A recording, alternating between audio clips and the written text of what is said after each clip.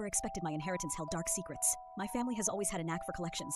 My mother hoarded porcelain cats, each one numbered and named, their tiny painted faces lined up in neat rows on shelves that ran the length of the living room. My father curated shelves of vintage cameras, each meticulously labeled with its make and year. He spent hours in his darkroom polishing lenses with obsessive care, murmuring to himself like a priest before an altar. My older sister cataloged every movie ticket she ever bought, arranged chronologically and cross-referenced by director. Even as a teenager, she carried a battered ledger everywhere, making careful notations about runtime, cast, and box office performance. Me, I never had a collection.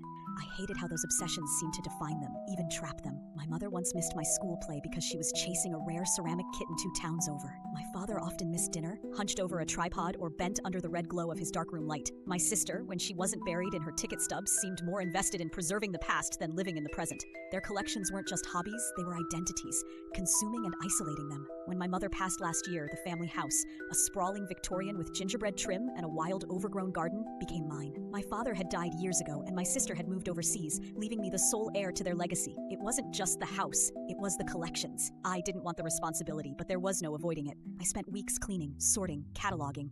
The house felt alive, as though it had been waiting for someone to pay attention to it. Every creak of the floorboards, every groan of the old pipes, it all seemed deliberate, like the house was breathing along with me. The porcelain cats stared down at me from their shelves, their unblinking eyes tracking my every move. My father's cameras sat in neat rows, their lenses catching and reflecting the faintest light, giving the impression they were watching. There was one part of the house I avoided, the dining room cabinet. It had always been locked, and as a kid I assumed it held the good china, the kind reserved for guests we never had. But as I sifted through the clutter, I found a key taped to the underside of a dining chair. My curiosity got the better of me. The cabinet didn't hold plates. It held jars. Dozens of glass jars, each meticulously labeled in neat, familiar handwriting. My mother's handwriting, the same looping script that adorned every porcelain cat's base. Each jar was filled with a fine grayish dust that shimmered faintly when it caught the light. I picked one up at random. The name on the label didn't ring a bell. At first, I assumed it was another of my mother's peculiar collections, a relic of her obsessive tendencies. But something about the jars unsettled me. I couldn't quite explain it, but the weight of the jar in my hand felt wrong, as though it were heavier than it should have been for its size. That night, I dreamed of my mother. She stood in the dining room, her back to me, her hands busy arranging jars on the table. When I called her name, she turned, but her face was blurred, as though smudged with an eraser. She pointed to the cabinet, and when I woke, the image of her outstretched hand lingered in my mind like a stain. The next morning, there was a jar on the dining table that hadn't been there the night before. I was sure I had locked the cabinet.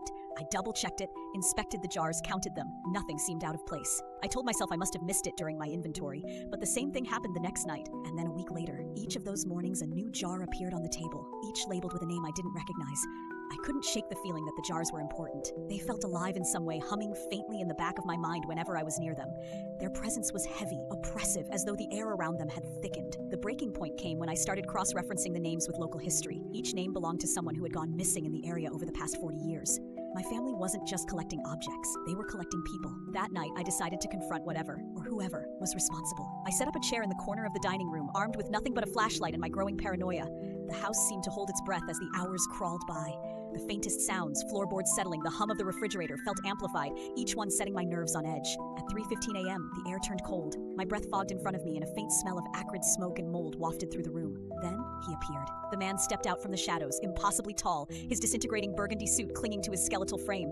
His face was pale, waxy as though it had been sculpted from candle wax and left too close to a flame. His eyes glinted like polished obsidian, bottomless and unreadable. He moved with a deliberate grace, placing a jar on the table with a kind of reverence. "You're not supposed to watch," he said, his voice smooth and unhurried, like the creak of a slowly opening door. I gripped the flashlight tighter. "Who are you?" He smiled faintly, a smile that didn't reach his eyes. "The collector, of course!" "What are you collecting?" I asked, though I already knew the answer. He didn't respond. Instead, he pointed to the cabinet. "Keep them safe," he said. Then he was gone, melting back into the shadows as though he had never been there at all. In the days that followed, I tried to leave. I packed my bags, tried to call my sister, even attempted to list the house online, but every attempt was thwarted. The car wouldn't start, the phone wouldn't dial, emails failed to send, local realtors refused to even look at the property. The house had trapped me.